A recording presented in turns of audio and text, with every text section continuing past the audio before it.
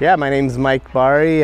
This is my Honda CRX 1991. I've been building this car since 2012 when it was bone stock. I only drive it during the summertime, and it's got a lot of JDM goodies on it with a K20A2 built motor.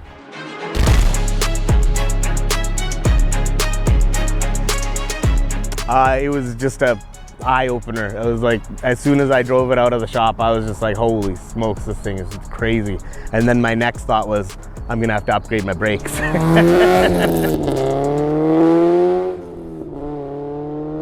right, CRX, I've been waiting for this day literally my entire life.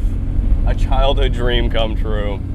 And what better one to drive? I mean, this is one of the most immaculate Hondas period that I've seen, not even CRXs.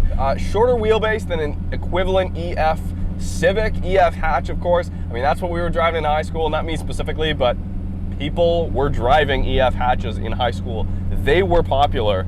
CRXs not so much, although one of my favorite cars growing up as a kid, absolutely no question, and for good reason. They look incredible. I mean, the sloped back look. Honda hasn't really done anything since the CRX up until, of course, the CRZ, which was not the same. So CRX, tiny featherweight car, like 2,300 pounds roughly, I believe, for the second generation, double wishbone suspension, which is incredible. All right, you guys, I'm going to pause here for a second to thank HiBoy for sponsoring this video. I've been riding around their S2 MAX E-Scooter for a couple of weeks now. I've become addicted, okay? I love this thing, especially around the drag strip lately when I'm shooting video. Or just want to get around a little easier without running out of breath. Sounds lazy, but it's great, trust me. This is their long-range commuter, so at the track you can imagine how quickly I can get around in silence. With the help of regen braking, it has a max range of 40 miles or 65 kilometers on a full charge, and it's powered by a 48-volt, 11.6 amp-hour battery connected to a 500-watt motor for a top speed of 19 miles per hour or 31 kilometers per hour. That's breaking speed limits in some school zones, actually all if you're around here. It's actually kind of ridiculous how quick it is. You can see me at the track here, just kind of cruising slowly around other people in eco mode. But once I was out on the open road, I was able to open it up and access the full top speed. I never felt like I wanted to go faster though. And I'm not wearing a helmet out here, but I would highly recommend that out on the open road. In addition to eco mode, it also has the standard drive mode, which allows a bit quicker acceleration and top speed, and then S mode, sport mode if you will, for the full unlimited top speed and quickest acceleration. That same button also controls the headlight and brake light, which will flash when you're on the brakes. Super cool. That one brake lever on the top there next to the bell connects to both wheels, so a ton of stopping power here.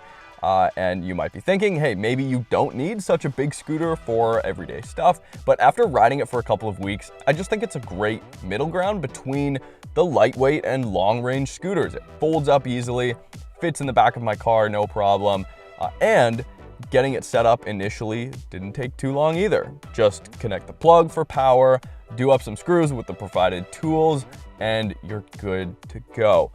Anyways, if you want to check out the S2 MAX, HiBoy is having a sale right now, so you can save $335 USD off the original price and an additional $60 off with our code DAS6. That's code DAS6 for you guys in the States. The links are in the description. Thank you so much, HiBoy, for sponsoring the video. And now back to the CRX. I mean, first things we notice, no power steering. And a few things stand out on the interior here. The first is this really cool LED H pattern display that's been integrated down here by the e-brake. So it's incredible. It's one of the most unique touches on the interior here. Another cool touch is the replacement of the ashtray down here. It just says personal box for non-smoker Honda. It's like a very prideful thing. It seems strange in a Japanese car. In the back, he's got a system. Mike's got a system back there. Subtle, nice. You can still use the back if you really wanted to. There's some carpet still back there. It's just one 10-inch and a period correct Rockford Fosgate amp that was actually in his original CRX back in the day. So he's brought over one of those parts. Super cool. Another one of the most cool touches in this car is the glass roof. This is insane. So I had no idea, but these are only on the JDM CRXs. And Mike went through a painstaking process to get that installed. So we'll talk to Mike, he'll tell us all about that. I'm here to drive though. Let's just drive. K20 under the hood, pulled straight from an Acura RSX Type S. It's got a 6-speed transmission with a 4.7 final drive, a 470 final drive, and that is, of course, a shorter final drive than it came stock. The transmission's from a Acura TSX. Wow, feels great, phenomenal. First impressions, this has got to be probably the quickest revving, the quickest blipping K-Series that I've personally experienced. No power steering. I'm reminded why I was not born in the 80s. I am not built. I am not built for no power steering. It's fun though. It really makes you a little bit more connected to the car. And I saw it at a local event actually. This is how this all came to be. A couple months ago at Tuner Bash over in Mission. And I saw it and I was just like, wow, I haven't seen a CRX in a while. So incredibly direct steering. There's a little bit of looseness on center, that's undeniable. But then the moment you give it some real intent, it starts working. I mean, the pedals are amazing, the pedals feel great. The shifter feels great. Hondas that I can just get inside and begin to drive relatively quickly are the best. That's what Hondas do best. What do you guys think of CRXs?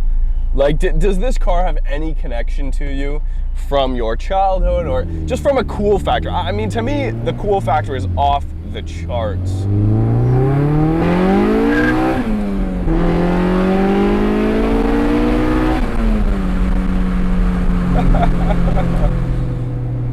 Second gear full throttle. There's a tire chirp when VTEC kicks in. That's epic.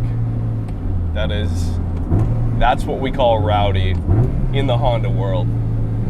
I mean, really good torque. The car's so light. Like, I mean, I'm getting pushed back in my seat at 4,000 RPM with another at least 4,000 RPM to play. And then where does VTEC hit? VTEC crossovers at 5K. Once you're past 5,000, your passenger's no longer with you. There is zero communication. Put on a headset or just enjoy the ride.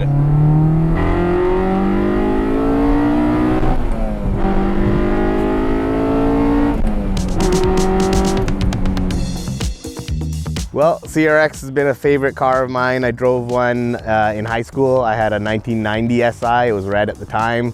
You know, you're in high school, not a lot of money back then, so I didn't really have, I couldn't really do a lot to the car. Sold it, and ever since I sold it, I just wanted to get another one, and sure enough, found this one in 2012. It was, like I said, completely bone stock, and just been working on it every year. It was meant to be a track car. That's why I put the K20 in there. That was the idea behind everything, and I did take it tracking a few times, and it's fun to drive on the track, but because I started buying all these, you know, hard to find parts, it's kind of morphed into a show car now. I just don't want to ruin this car anymore. I've got like a glass roof on it. If it ever gets cracked at a track, it's hard to find. It was only offered in Japan, that part. It's called the Cyber glass roof. When I ordered it, it came chopped at the pillars in a crate to me. And you know, I have a friend that has a body shop in Surrey here. They were kind enough to do all the work for me, and basically, you know, they've had to drill out all the spot welds from the roof. We had to take off the sunroof, which was leaking, by the way. That was the whole point of the glass roof. You know, drill out those spot welds, take the donor roof, take the glass out, weld on that top portion, and then put the glass back on. So it was quite a lengthy process. I was away on holidays at the time. When I came back, the car was done. So for me, it was pretty quick. Throttle's happy. It's happy to serve you. It's one what I would call peppy. God, that sound is incredible.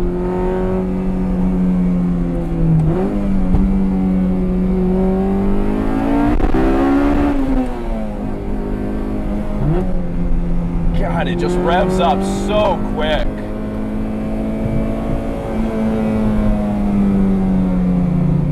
I mean, it feels light on its feet. The best thing about this car is just the vibration through the wheel. It's good vibration. You get some engine vibration and stuff at idle, but it all kind of goes away when you get driving, and that's a good thing. Then you get to feel the tires and the suspension weighed in. We still have enough sidewall. You get to feel the sidewall flex. Wow, so much feel. Not too stiff. Good visibility. I mean, here we go. 5,500 RPM, just roll into the throttle. So quick. I mean, no surprise. The engine feels like it was built to be in this car. So, you know, a friend of mine, Ken, he was actually the brain behind the engine build. So he kind of helped me out along the way, grabbing all the parts, getting everything done, and letting me know what I needed to build the motor in the first place. It is built with internals, so I do have like, you know, Cosworth piston and rods in there, Toda cams, so it is fully built there. It is an NA motor, and basically dropped all of the parts off at Garage 5 in Richmond, and Garage 5 did all the work to put it all together. You know, you gotta get the Hasport mounts. There is one that you've got to weld in where the battery used to be, and it'll mount right up with the K20. As soon as I drove it out of the shop, I was just like, holy smokes, this thing is crazy. And then my next thought was, I'm gonna have to upgrade my brakes. Even in a car as light as this. Yeah, for sure. Yeah, no, I did take it to the track with the K20 on my stock calipers. I did have upgraded brake pads and rotors, but after my first run, there was smoke coming out of the bay, and I was like, what is the smoke, right? So I popped the hood open and looked around, but couldn't see any smoke from the engine. Looked at the calipers, and they were burnt, like completely black and burnt. And wow. Yeah, so at that point, I was like, I've got to do something about this, because that's not going to work. Yeah, no kidding. Yeah, sure. So I've got like the JDM cluster in there, which has the 8000 red line. Installed that when the K20 was done. The shifter is from an RSX Type S. No wind-up windows, it's all power windows here. Yeah, that's right. So the S2K gauge cluster is what I'm about to put in next. That'll be happening next week. I just like the aesthetics of that one a lot better. It's all digital. I did get the orange LEDs swapped out to make them white and red, so it's going to be a custom gauge cluster. Yeah, the headlights are from the EDM market, so they're like a single lens headlight, so it's not with the dual split through the middle like the Canadian cars. So it's just one lens, and again, it's leveling as well, so you can, like, I have a switch inside that you can raise and lower the headlight beam if you want to. So the suspension, I went with the tried and true ground control Coney suspension, which I had installed previously when I was going to track the car mostly. The wheels itself, these are the Ray's TE37 SLs. The specs on the wheels are 15 by 8, and the offset is plus 35. All right, sweet, man. Well, thanks for bringing the car out. Appreciate it. Sure, no problem. Thanks for having me. I mean, to me, what the CRX really is like a more serious Civic. It's a more serious Civic hatch. In terms of driving, it's got a slightly shorter wheelbase. The slope back is sweet. I mean, ignoring all of the potential aerodynamic benefits you would get from it, is just a cool looking car. Honda doesn't make anything like this today. You've got no back seats. There's a little bit more compromise, and they're a little bit lighter because of it. A little bit more chuckable and fun to kind of play around with. I cannot find a speck of dust. I can't find a dead fly, a dead mosquito, no roadkill anywhere in the car. No remnants of anything ever happening to this car. No history, no patina whatsoever. That's it, CRX, a cool car or not? To me, it's not an argument, but I don't know, somehow in the comment section, you guys always make it an argument. What a riot. All right, thanks, Mike, so much for bringing out the car. Thank you guys so much for watching. We'll see you soon.